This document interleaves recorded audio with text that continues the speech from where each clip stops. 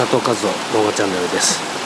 台風18号の影響で本当にものすごい強い雨が降っています。本当にね、大雨が降ると我が家の前は水浸しになって歩道の上まで来てしまう心配があるんですが、今日は今のところ大丈夫だと言いますが、それにしても強い雨が降っております。ちょっと心配ですね。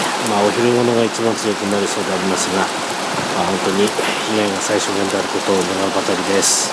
終わります。